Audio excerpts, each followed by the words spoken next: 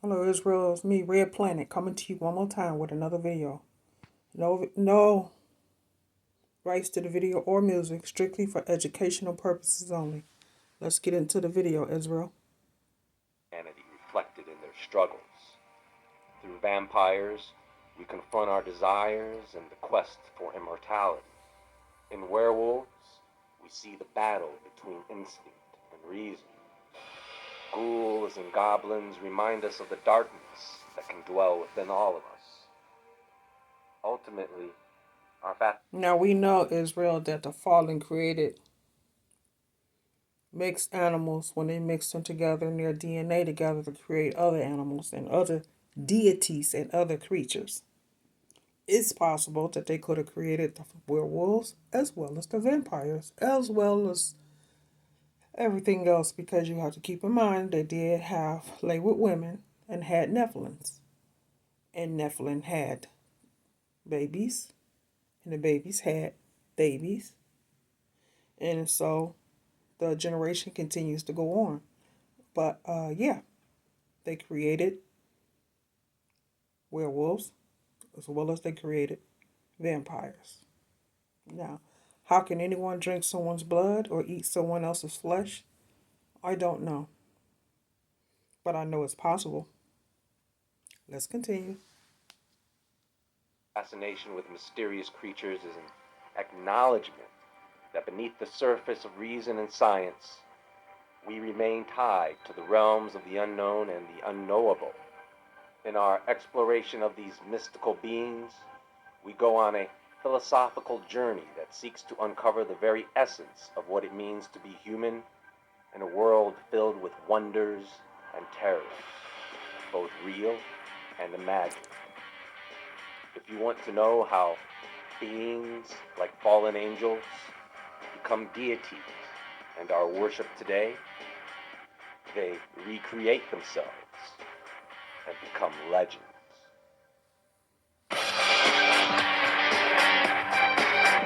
But keep in mind, too, Israel, didn't the fallen know different things and have different talents and gifts? Yes, they did. So this is why I say that maybe, just maybe, it may be possible for the fallen seed to create deities and creatures.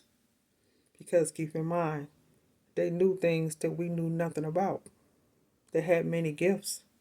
That's how they were able to teach the uh, men's daughters different things, and as well as the men's.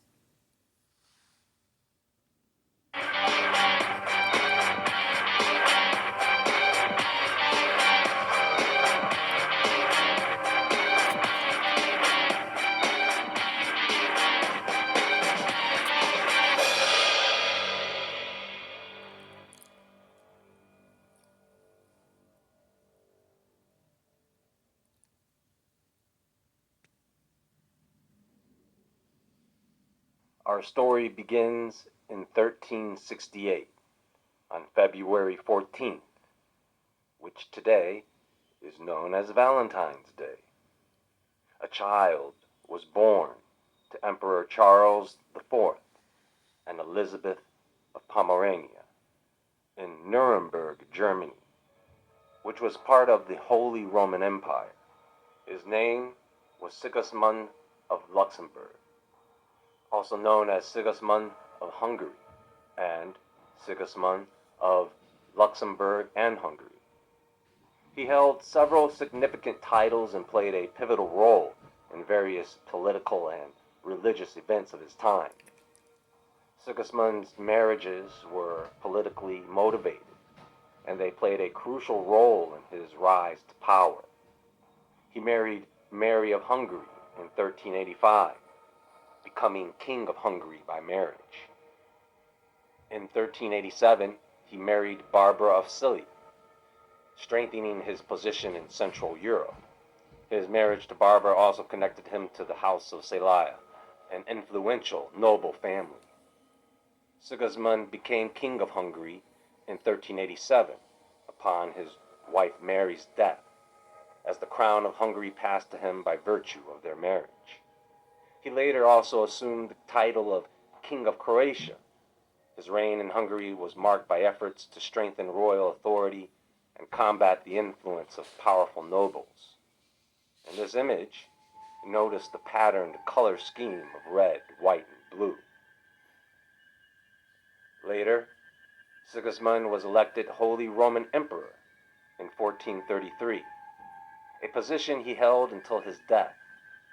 His election marked the beginning of the Hussite Wars, a religious conflict within the Holy Roman Empire. Sigismund played a central role in organizing the Council of Constance from 1414 to 1418, a significant event in the history of the Catholic Church. The council aimed to address various issues, including the Western Schism, which had divided the Catholic Church. Sigismund's efforts led to the election of Pope Martin V, effectively ending the schism. The council was called by John the 23rd and was held from the 16th of November 1414 to the 22nd of April 1418 in Constance, Germany. The council was attended by roughly 29 cardinals, 100 learned doctors of law and divinity, 134 abbots, and 183 bishops and archbishops. Sigismund arrived at the council on Christmas Eve, 1414. He was involved in various military campaigns against the Ottoman Empire.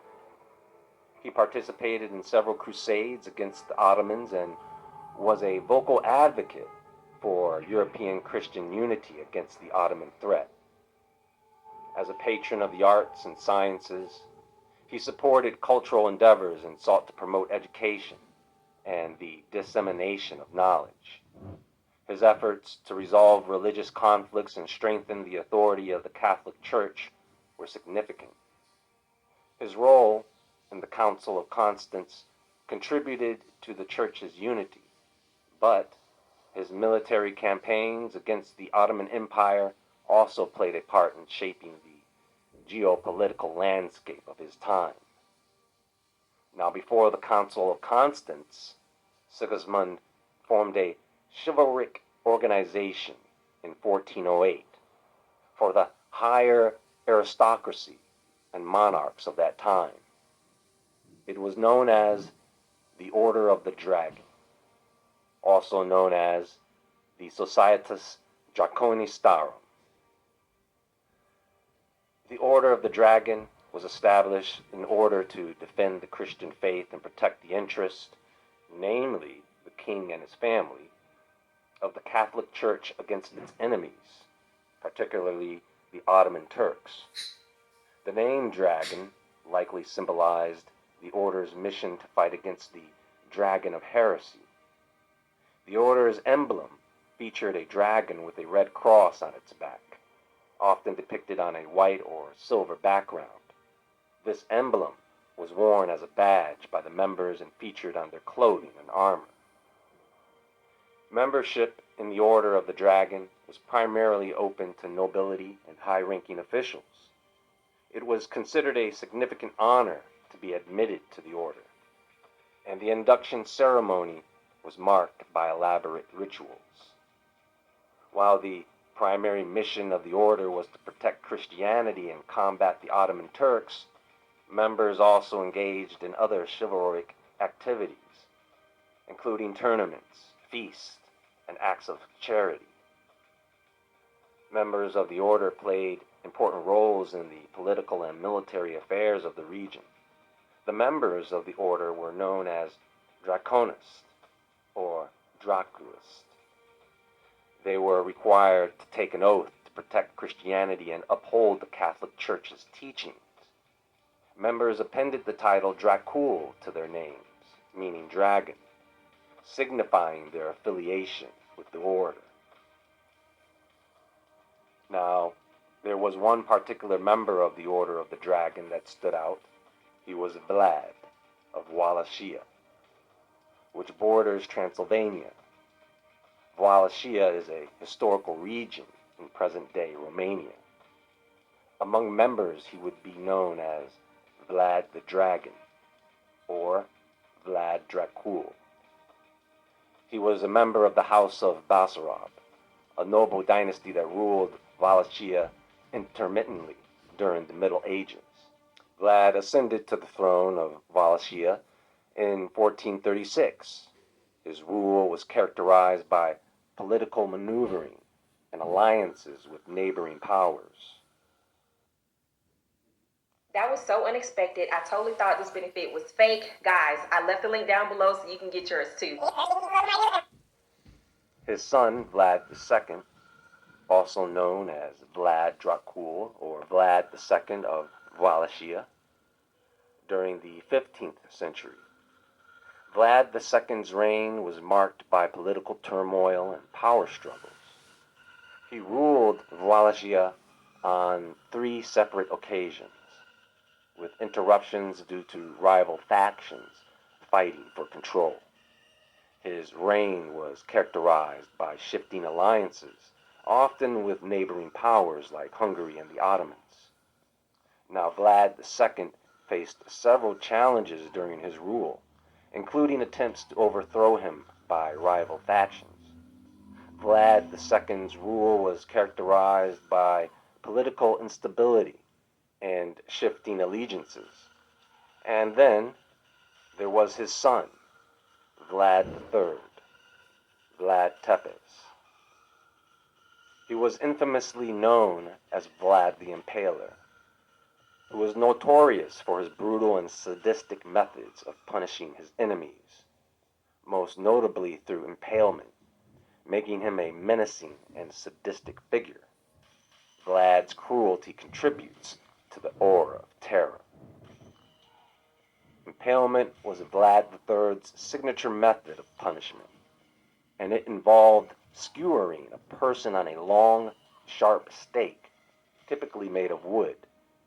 The stake would be inserted through the victim's lower torso or backside, and then positioned vertically in the ground. The victim would gradually slide down the stake due to their own weight, causing a slow and excruciating death. Vlad often impaled individuals displayed in public areas as a warning to others.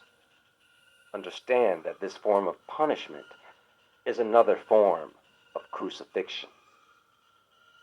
Vlad employed variations of impalement, including using larger stakes for more excruciating deaths. He sometimes had multiple victims impaled on a single stake, forcing them to impale one another as they slid down. The height and angle of the stake could also vary, affecting the speed of the victim's descent. One of Vlad's most infamous acts was the creation of a forest of the impaled. According to historical accounts, during his campaign against the Ottoman Empire, Vlad impaled thousands of Turkish prisoners of war and displayed their impaled bodies in a gruesome forest of stakes. This was intended to terrify and demoralize the Ottoman forces. In addition to impalement, Vlad was known for other cruel punishments, such as filleting, boiling, and burning victims alive. He also used psychological torment, forcing people to eat meals in the midst of impaled corpses and witness other horrifying scenes. There are also stories of Vlad eating bread that was soaked in the blood of his victims. Now, Vlad the Impaler died either in late December 1476 or early January 1477. Numerous theories exist regarding the precise circumstances of Vlad the Impaler's demise. This historical event lacks direct eyewitness accounts and written records, leaving writers to rely on interviews with family members and allies for their speculative narratives. What is certain is that Vlad the Impaler met his end during a battle. The Ottomans supposedly dismembered his body. His severed head was sent to the Ottoman Sultan and prominently displayed atop a high stake in Constantinople as a stark warning. While the specifics of his burial remain unknown, local legends suggest that the remainder of his body was eventually discovered by monks in the marshlands who may have buried the remains, as so many would hope. When unexplained deaths like this occur, sometimes the stories that come after become legends. And this legend was popularized by Bram Stoker's 1897 novel, Dracula. Eastern Europe has a rich tradition of vampire folklore and superstitions surrounding the undead. Legends of blood-sucking creatures, often called strigoi. So we know, Israel, that those right there, that's here, were the fallen seed, the Nephilims. Look at them. Don't they look like giants? Look like it to me, Israel. What about you? Or Nosferatu, existed long before Stoker's novel. These tales contributed to the vampire theme present in Dracula. Stoker drew from various sources for his character and story, including Eastern European legends, Vlad III's history, and his own imagination. In the novel, Count Dracula is portrayed as a charismatic yet malevolent vampire who preys on the living primarily in Transylvania. This ain't nothing but the demons or fallen seed. That's all that is. What they created. But And eventually, and what they put together, Israel. That's all this is, as well as all the other creatures that you see. Definitely not coming from the Most High. He don't partake in that. But the fallen does. travels to England. Stoker's novel became a massive success and laid the foundation for the modern vampire genre in literature and later in film. Dracula introduced many elements now associated with vampires, such as their aversion to sunlight, immortality, and the need to drink blood to survive. Over the years, the Dracula character has been adapted into numerous films, TV shows, and other media. Some of the most iconic portrayals of Dracula include Bela Lugosi's in the 1931 film and Christopher Lee's in Hammer horror films. The legend has had a profound impact on literature, cinema, and popular culture worldwide. The character has been reimagined and reinvented in countless ways, often serving as a symbol of seduction, fear, and the dark side of human nature. One of the things to recognize about these ancient legends is that they always have a beginning. Sometimes the evil behind it is not always apparent at first, but it later surfaces in a form that is entertaining, in a form that is memorable, in a form that the fans can worship. God help us.